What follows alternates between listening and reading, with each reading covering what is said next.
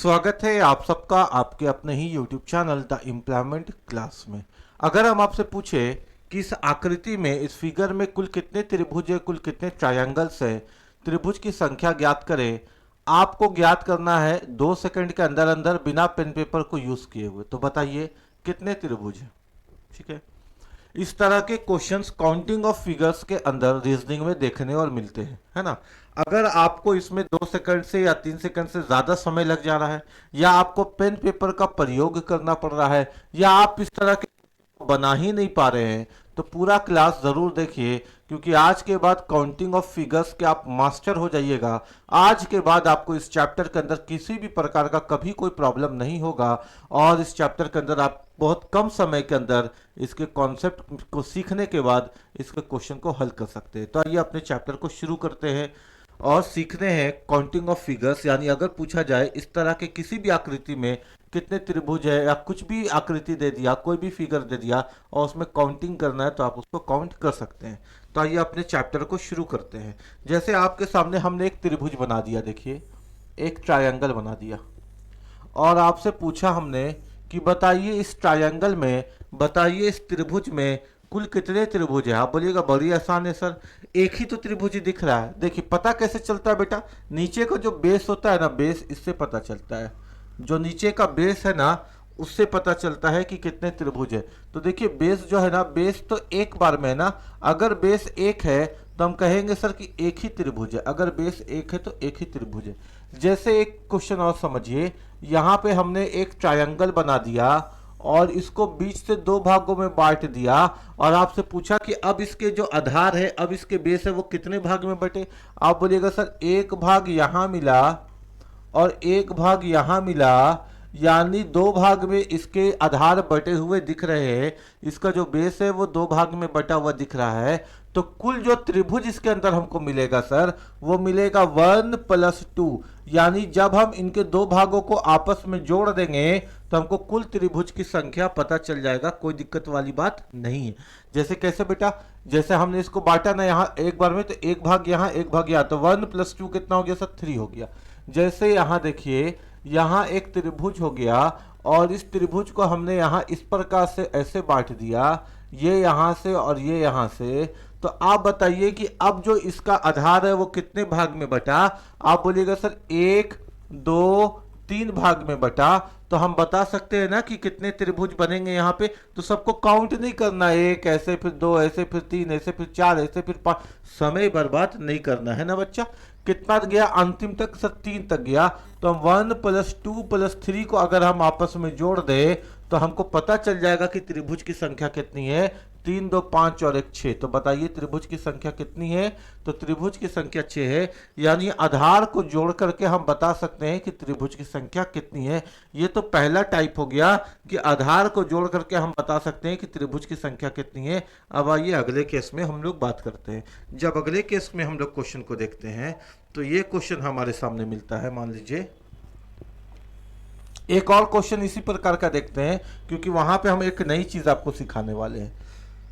जैसे ये 1 भाग हो गया, ये 2 भाग हो गया, ये 3 भाग हो गया, ये 4 भाग हो गया, ये 5 भाग हो गया, और ये 6 भाग हो गया। अब आपसे कोई पूछेगा बेटा कि त्रिभुज की संख्या कितनी है, तो आप कैसे बताइएगा। यहां देखिए सर, ये 1, ये 2, ये 3, ये 4, ये 5, ये 6, ये 7। यानी सर हम 1 + 2 + 3 + 4 + 5 + 6 + 7 को जोड़ दें तो हमको त्रिभुज की संख्या पता चल जाएगा। लेकिन मेरा कहना है कि 1 से 7 तक जोड़ने में कुछ तो समय लगेगा ना। मान लीजिए ये तो 7 ही बार में आधार बांटा, 17 बार में बांट देता तब तो समय तो लगेगा ना 1 से 17 तक जोड़ने में। तो समय बचाने का तरीका सीखिए। यदि किसी लगातार प्राकृतिक संख्याओं को जोड़ना है, सम ऑफ ऑल नेचुरल नंबर क्या होता है। अगर आपको लगातार प्राकृतिक संख्याओं को जोड़ना है तो बस अंतिम संख्या देख लीजिए कितना, अंतिम संख्या कितना है बेटा, 7। इसको इसके बाद वाले से गुना कर दीजिए, 7 के बाद आता है 8, और हमेशा डिवाइडेड बाई 2। तो 2 से गया 4 बार में, और 7 को 4 से गुना करने पे आपको प्राप्त होगा 28, 28। यानी 1 से 7 तक जब आप ऐड करिएगा तो इसको जोड़ने पे मिलेगा 28। मान लीजिए 10 भाग में बढ़ गया ना, तो 1 plus 2 plus 3 dot dot dot dot dot plus 10 तक हम क्या करेंगे, हम सबको ऐड नहीं करते रहेंगे। अगर मेरा त्रिभुज 10 भाग में बटा तो अंतिम संख्या 10 को लिखेंगे, गुना उसके बाद वाला लिखेंगे और बाई कर देंगे 2 से, तो मेरे क्वेश्चन का आंसर आ जाएगा 55। यानी क्वेश्चन में 55 त्रिभुज हो गए। बोलिए बात समझ में आ रही है क्या? अगर आपको त्रिभुज की संख्या ज्ञात करनी है तो आसान आसान छोटे छोटे तो जोड़ दिए, लेकिन लंबा है कैलकुलेशन नहीं करेंगे। अंतिम संख्या के बाद वाले को लिख के डिवाइडेड बाई 2। इसको फॉर्मूला में सोचिए तो n इंटू एन प्लस 1/2, लेकिन उतना क्या सोचने की जरूरत, इसका फॉर्मूला होता है n प्लस 1/2। इस प्रकार से इस फॉर्मूला की मदद से ही हम लोग काउंटिंग ऑफ ट्रायंगल कर लेते हैं, त्रिभुज की संख्या को ज्ञात कर लेते हैं। ठीक हो गया ना यहाँ तक? आइए आगे इस चीजों को समझते हैं। अब एक क्वेश्चन और आपको मिलेगा इस प्रकार से, ये भी फिगर आपको एग्जाम में मिलता है। 1 2 3 लाइन, 4 लाइन, 5 लाइन। देखिए ऐसे, और आपको बोलेगा त्रिभुज की संख्या ज्ञात करें। आपको क्या बोलेगा बेटा? त्रिभुज की संख्या ज्ञात करें। आधार ये नीचे भी बांट दिया और ऊपर भी बांट दिया। आपको कुछ नहीं करना, जब भी त्रिभुज के आधार बटेंगे कॉन्सेप्ट वही लगेगा। जब भी त्रिभुज का आधार यानी बेस बटेगा कॉन्सेप्ट वही लगेगा। यानी ऊपर में देखें तो कितना त्रिभुज बटा बेटा? एक हिस्सा इधर और एक हिस्सा इधर, यानी एक इधर और एक इधर, 2। इधर देखें तो एक इधर और एक इधर, 2। इधर आ जाता तो 3 तक हो जाता। यानी सर 1 + 2 = 3। फिर यहां से देखें तो 1 + 2 = 3, यानी यहां से तो 3 और 3 हमको 6 त्रिभुज प्राप्त हो गए। जब भी आधार बटेगा कॉन्सेप्ट यही, जितने भाग में बटेगा उसको जोड़ देंगे। तो 1 + 2 3, 1 + 2 3। अब यहां देखते सर 1 2 3 4 5 6। अब इसको देखेंगे सर तो 6 तक त्रिभुज जुटेगा। तो इसको जोड़ने का तरीका क्या है सर? 6 गुना उसके बाद वाला बाई 2, 2 × 1 = 2, 2 × 3 = 6 और 3 समझा कितना होगा बेटा? 21। यानी 3 और 3 6, 6 + 21। त्रिभुज की संख्या मिली 3 3 6 और 1 7 और 2, यानी यहां पर हमको कुल 27 त्रिभुज प्राप्त होंगे। कितने त्रिभुज प्राप्त होंगे? 27, 27 त्रिभुज प्राप्त होंगे। कोई दिक्कत नहीं किसी बच्चा को। यहां तक 6 से 6 गुना 7/2 से 21, 1 और 2 3, 1 और 2 3, 3 और 3 6। जब भी आधार बटेगा आपस में जितने भाग में होंगे उनको ऐड करेंगे। यही कॉन्सेप्ट है आधार बटने वाले त्रिभुज का। कोई दिक्कत नहीं है। यानी इस तरह के क्वेश्चन भी अगर हमको दिख गए एग्जाम में तो बना लेंगे बिना किसी संकोच के। अगर हम आगे की बारे बात करें बेटा तो आगे और क्वेश्चन किस प्रकार से है वो हम देख लेते हैं। आगे मेरे पास क्वेश्चन है। अब देखिए थोड़ा सा आधार नहीं बटेगा, अब त्रिभुजी बीच से बट जाएगा। जैसे ये त्रिभुज ही बढ़ गया बीच से ना, अभी तक आधार बचा था, अब त्रिभुज ही बढ़ गया बीच से। जैसे ये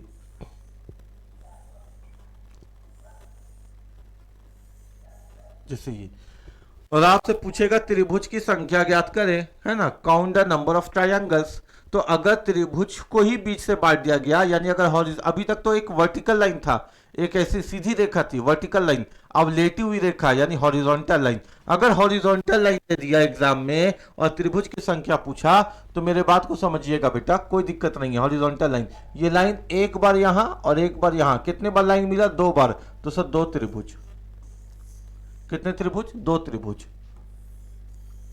यहां देखिए एक बार और अच्छे से समझ में आएगा। 1 2 3, कितने बार लाइन मिला बेटा? सर 1 बार, 2 बार, 3 बार, 4 बार, 4 त्रिभुज। यानी बहुत आसान है। अगर हॉरिजॉन्टल लाइन दे दिया तो जितने बार लाइन मिल रहे हैं, जितने बार आधार बन रहे हैं, उतने त्रिभुज। 1 बार, 2 बार, 3 बार, 4 बार, 5 बार, कितने त्रिभुज?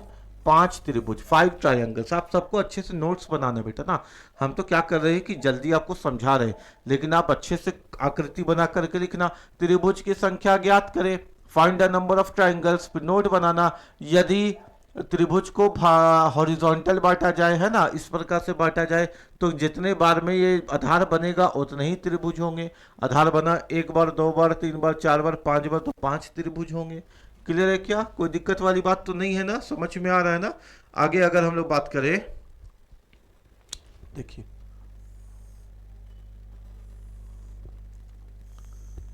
ये और ये कितने त्रिभुज होंगे बेटा? 2 त्रिभुज है ना। ये क्वेश्चन हो गया अपना। अपना क्वेश्चन तो ये हो गया। और आपसे पूछा कि बताइए जरा त्रिभुज की संख्या क्या होगी। तो सर यहां से तो हमको मिला 1 2 3। सर हमको याद है कि आधार जितने बार बंटते हैं उनको आपस में ऐड करके त्रिभुज की संख्या ज्ञात कर लेते हैं। आधार कितने बार बटे बच्चा? 3 बार। तो 1 + 2 + 3, 3 2 5 और 1 6 हो गया। लेकिन त्रिभुज कितने बार मिला सर? एक बार आधार यहां और एक बार आधार यहां। त्रिभुज मिला 2 बार। तो 6 × 2 यानी क्वेश्चन का आंसर कितना हो गया सर? 12। यानी इस क्वेश्चन में हम बोलेंगे कि 12 त्रिभुज ज्ञात कर सकते हैं। कोई दिक्कत वाली बात नहीं है। जैसे इस क्वेश्चन को देखिए, ये आ रहा आपके सामने एक क्वेश्चन, ये ऐसे बनाया गया और इसके बाद बांटा गया ऐसे 1 2 3 ऐसे बांटा गया, ठीक है। और यहां पे एक लाइन दे दिया, यहां पर फिर से एक लाइन दे दिया, ऐसे दे दिया बेटा। तो सबसे पहले तो देखिए आधार बटा है ना कितने बार? 1 बार 2 बार 3 बार 4 बार। इसको ऐड करेंगे सर तो 4 × 5/2 ऐड करने का तो यही तरीका तो है। 4 5 7 8 9 1 10। लेकिन लंबा क्वेश्चन रहा तो 4 गुना उसके बाद वाला 2। तो 2 दूना 4 और 2 5 कितना हो गया सर? 10। तो टोटल हमको जो बटा है आधार उससे पता चल रहा है कि 10 त्रिभुज है। अब जो हॉरिजॉन्टल लाइन है वो कितने बार है? 1 बार 2 बार और 3 बार आधार है। तो सर 3 बार आधार है तो 3 बार त्रिभुज और ज्ञात हो जाएगा, 3 बार। इस प्रकार हम कह सकते हैं कि इस आकृति के अंदर कुल 30 त्रिभुज है, 30 ट्रायंगल्स है। कोई दिक्कत वाली बात नहीं, समझ में आ रहा है चीजें, है ना। सीखते चलिए। वीडियो पसंद आ रहा है तो लाइक तो करना है ना बेटा, है ना। लाइक करते चलिए।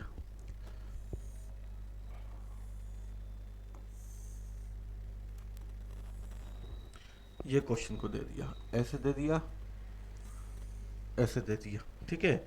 और आपसे पूछा त्रिभुज की संख्या ज्ञात करें।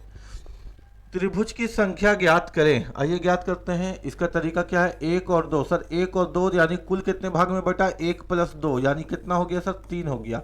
और ऐसा कई बार मिला? 1 बार 2 बार 3 बार। तो 3 × 3 कितना हो गया सर? 9 हो गया।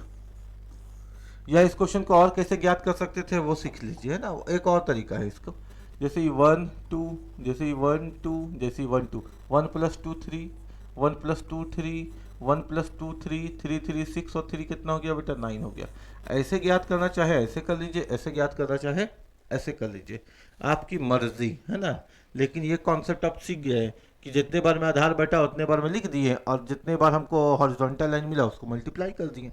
आगे देखते हैं और कुछ क्वेश्चन है क्या टाइप। हाँ, अब देखिए और किस तरह का क्वेश्चन आपको मिलता है। एक स्क्वायर बना के दे देगा और ऐसे कर देगा। अब बोलेगा त्रिभुज की संख्या ज्ञात करें, फाइंड नंबर ऑफ ट्रायंगल्स। त्रिभुज की संख्या ज्ञात करें। क्या ज्ञात करें भाई? त्रिभुज की संख्या। तो कभी भी अगर आपको स्क्वायर के अंदर यानी डब्बा के अंदर त्रिभुज ज्ञात करना है ना तो राउंड नंबर लिखिए। कैसे लिखिए? Round number 1 2 3 4। और जब भी राउंड नंबर लिखाएगा, जब भी राउंड नंबर लिखाएगा तो जो आप लास्ट नंबर लिखिएगा या अधिकतम नंबर जो लिखा रहेगा, मैक्सिमम नंबर, जो मैक्सिमम नंबर रहेगा आप उसको 2 से मल्टीप्लाई कर दीजिए, अधिकतम संख्या को 2 से गुना कर दीजिए, आपको त्रिभुज का संख्या पता चल जाएगा। यहाँ अधिकतम संख्या या अंतिम नंबर है ना, जो भी बोलिए, अंतिम संख्या है 4, 4 × 2। क्वेश्चन का आंसर कितना हो गया सर? 8। हम कह सकते हैं कि इस आकृति के अंदर 8 त्रिभुज है। कितने त्रिभुज है बताइए? 8 त्रिभुज है, 8 ट्रायंगल से। कोई दिक्कत तो नहीं, आपको समझ में तो आया। मान लीजिए अगर क्वेश्चन इस प्रकार से दे दे, क्वेश्चन इस प्रकार से दे दे, ऐसे इसको यहां मिला दे और इसको यहां मिला दे और इसको यहां मिला दे और आपसे पूछे कि बताइए त्रिभुज की संख्या कितनी है। ठीक है बेटा, तो ये भी तो डब्बा के अंदर त्रिभुज पूछा ना। नंबर कहीं से भी लिखे सर, कहां से लिखे? जहां हाथ बैठ गया वहां से लिखे। 1 2 3 4 5 6 7 8। अब एक राउंड नंबर मिल गया सर डब्बा के अंदर। मैक्सिमम नंबर या अंतिम नंबर कितना है सर? 8। जब इसको 2 से गुना करिएगा आपको पता चल जाएगा कि त्रिभुज की संख्या कितनी है। तो 8 2 16, 16 त्रिभुज है। क्लियर है क्या? आइए आगे बढ़ते हैं और क्वेश्चन को और सीखते हैं। और किस तरह का आकृति देगा? अच्छा, इस तरह का भी आकृति दे सकता है।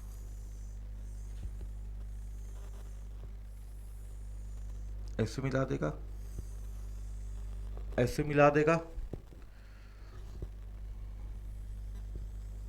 ऐसे मिला देगा, ऐसे मिला देगा। और फिर यही नहीं रुकेगा, फिर यहाँ से ऐसे ले लेगा, यहाँ से ऐसे ले लेगा, यहाँ से ऐसे ले लेगा, और यहाँ से ऐसे ले लेगा, ऐसे। अब फिर बोलेगा कि बताइए कुल कितने त्रिभुज है। क्या बोलेगा बेटा? कि त्रिभुज की संख्या ज्ञात करें। तो पहले बाहर वाला देखिए, 1 2 3 4 5 6 7 8। तो सर बाहर वाला में तो हमको मिला 8 इंटू 2 यानी कितना मिला? 16।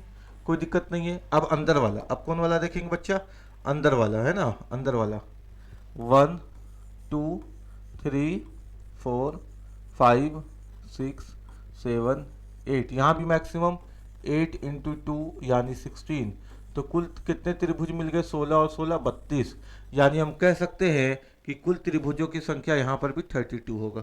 कलर शायद स्क्रीन पे नहीं दिख रहा है ना, कोई बात नहीं, है ना। यहाँ 1 हो गया, ये अपना 2 हो गया, ये अपना 3 हो गया, ये 4 हो गया, ये 5 हो गया, ये 6 हो गया, ये 7 हो गया, ये 8 हो गया।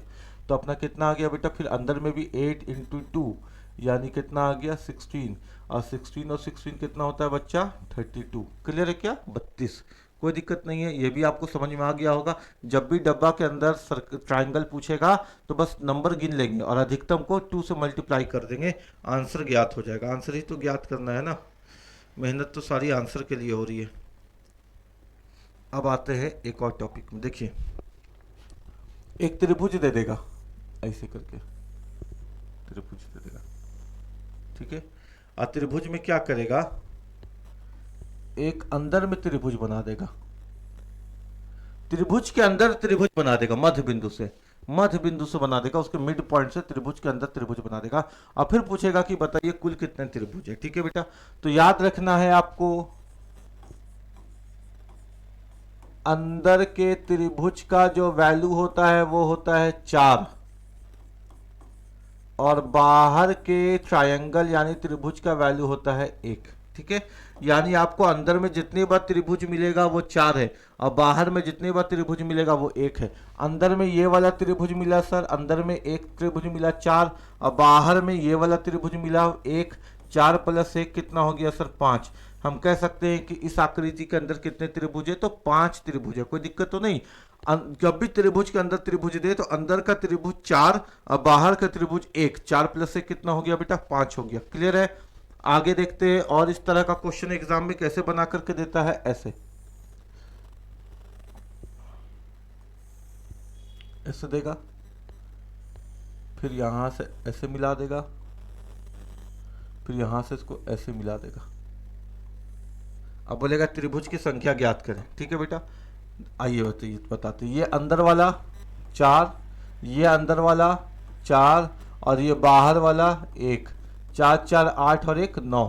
त्रिभुज की संख्या कितनी मिलेगी? 9। जब भी अंदर में दे देगा त्रिभुज तो 4, फिर अंदर में दे दिया तो 4, फिर बाहर में दे दिया तो 1।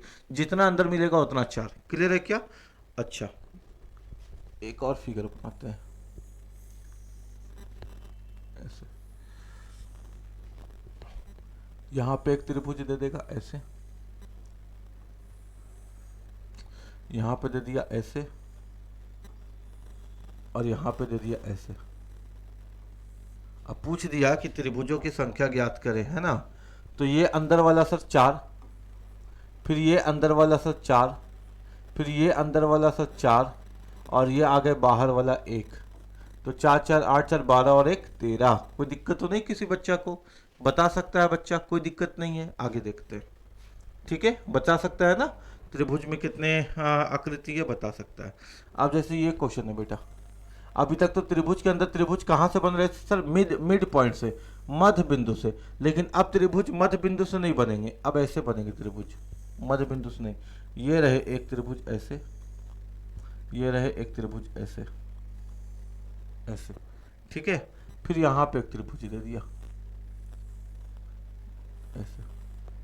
यानी त्रिभुज के अंदर त्रिभुज तो है लेकिन मिड पॉइंट से नहीं है, मध्य बिंदु। मतलब त्रिभुज के अंदर त्रिभुज, फिर उसके अंदर त्रिभुज, उसके अंदर त्रिभुज, ऐसे नहीं गया, अब त्रिभुज गया, त्रिभुज के अंदर त्रिभुज, उसके ऊपर त्रिभुज, उसके ऊपर त्रिभुज, अब ऐसे गया। ठीक है, दोनों के अंदर त्रिभुज है, लेकिन एक है त्रिभुज के अंदर त्रिभुज, फिर उसके अंदर ट्रायंगल, फिर उसके अंदर ट्रायंगल, फिर उसके अंदर ट्रायंगल एंड सो ऑन।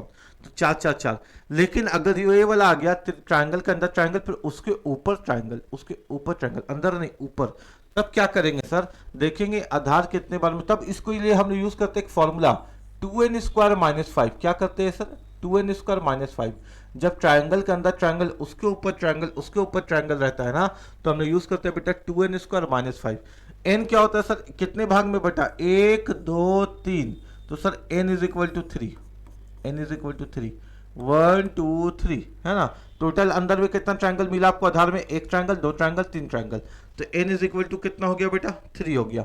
यानी यहाँ पे 2, n है हमारा 3, तो 3 का स्क्वायर -5, तो 2 हो गया, 3 का स्क्वायर अपना 9 होता है, -5, 9 दूना 18, 18 - 5, 18 में से 5 गया तो 13। यानी सर इस क्वेश्चन के अंदर हमको कुल 13 त्रिभुज मिलेंगे, 13 ट्रायंगल्स मिलेंगे, हम आराम से बता सकते हैं। आगे अगर हमसे क्वेश्चन पूछा गया तो इस तरह का भी क्वेश्चन पूछा जाएगा, देखिएगा। ये क्लियर है ना, आगे क्वेश्चन इस प्रकार से भी पूछा जा सकता है। इसे दे देगा और इस बार बांटेगा इसे, 1 2 3, फिर ऐसे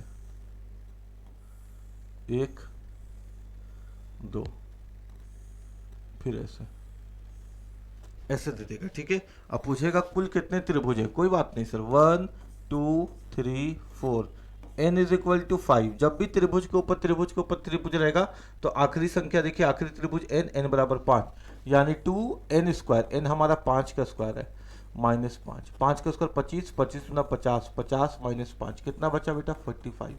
इस क्वेश्चन में कितने त्रिभुज मिलेंगे आपको, 45, 45। कोई दिक्कत तो नहीं है ना, 2n² - 4, ओह सॉरी, n बराबर 4 है ना, n बराबर 5 नहीं है, अगर 5 होता तो 45 मिलता, कोई दिक्कत नहीं है, लेकिन 1 2 3 4, n बराबर तो 4 है हमारा, n बराबर कितना है, 4 है, यानी 2n², यानी 4 का स्क्वायर -5, 4 चौके 16, 16 - 2 32, 32 में से 5 गया तो 12 - 27, यानी कितना हो गया बेटा, 27। 27 त्रिभुज मिलेंगे, 5 होते तो 45 मिलते, लेकिन हमने 4 को ही 5 लिख दिया था बेवकूफ़ी में, है ना।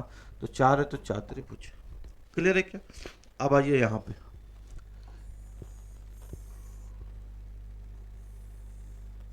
ऐसे अब दे देगा, अभी तक तो बीच मिड पॉइंट वाला देख लिए, त्रिभुज के अंदर त्रिभुज देख लिए। अब आपको दे देगा क्या जानते हैं, अब आपको दे देगा परपेंडिकुलर यानी लंब। ठीक है, यानी एक यहां से ऐसे कर देगा और एक यहां से ऐसे कर देगा।